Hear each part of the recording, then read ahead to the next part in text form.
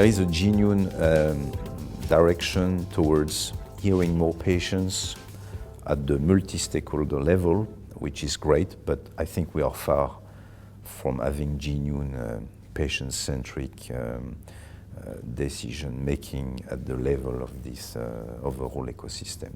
I think we do not include yet patient groups correctly enough and with enough significance into our R&D and also commercialization process because they can play a much bigger role for us.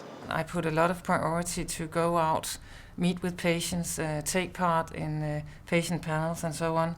We are not yet where we would like to be, but we are definitely improving significantly, and more we are collecting valuable inputs coming from patients to really understand and drive at the best our, let's say, activities here in the company.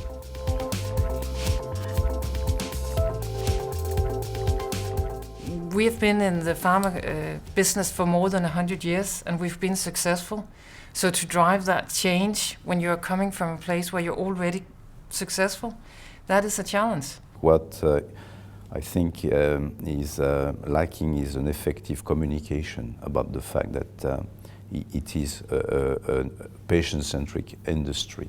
Sanofi actually doesn't really understand asthma and how patients are living with asthma. So for me, clearly there is a first touch point where we want to make sure we listen to the patients, we understand how they live with their disease, how it affects their families, how it affects their normal life. The biggest challenge we have as companies is not just to develop drugs, not just to develop answers, but to combine many key elements to ensure that the answer is on the society impact and not just on the health of the patient.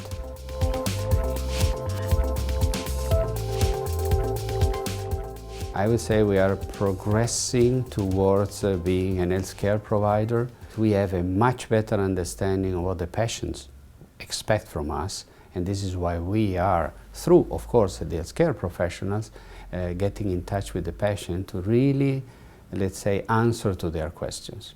Well, I would say we're kind of at the beginning of a journey that we need to develop here together with the patient groups. I think where we as a company traditionally have built many partnerships is within research and development as an example. But I also see us going forward building many more partnerships in our ability to provide solutions to patients. One way to deliver better outcome is precisely as earlier as possible get the insights, experience from patients into the R&D thinking process. We have, as I believe, one of the very few companies made our clinical data available back to 1990 to really show that we are transparent about the clinical results we have.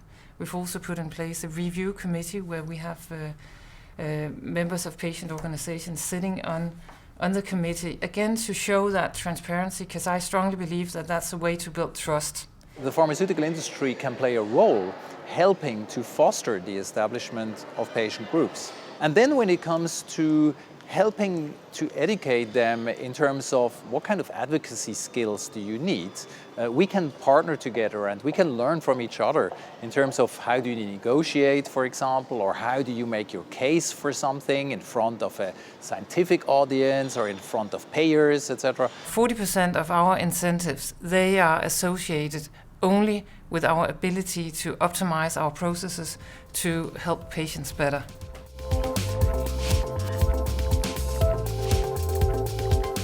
I think the first thing is to put a culture, patient-centric corporate culture in place, whereby we can demonstrate clearly that we have put patients at the heart throughout the research to market value chain.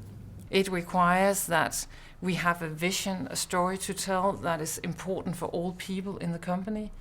It's so important that, as a leader, that you actually show that commitment as a role model, and if you like, that you really show the commitment to listen to patients. This is what is killing me, honestly, because I feel that it's so frustrating to see that so many countries, several countries in Europe, do not take into account that taking the right drug from any company, but the right drug not only helps the patient to manage, for example, pain, but helps the patient to play an important role in the society. Now we have a total change in the paradigm where we have now the so-called participatory medicine, where the patients is a key stakeholders into the treatment decision making. What we are trying to do now here is to go for sustainable solutions. So, you know, a commercial success can be something that is 1 or 2 years.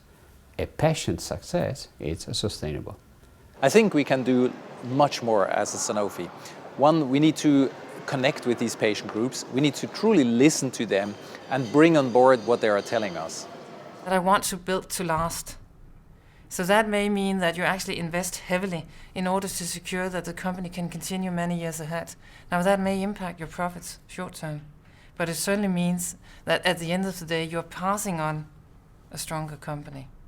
My dream is in 5 years from now, in 10 years from now, to have a drug that will prove that the patient is happy, healthcare professionals are happy, regulation authorities are happy, and payers are happy. Because at the end of the day, sticking to our business priority, patients will be able to work and to have an impact in their society.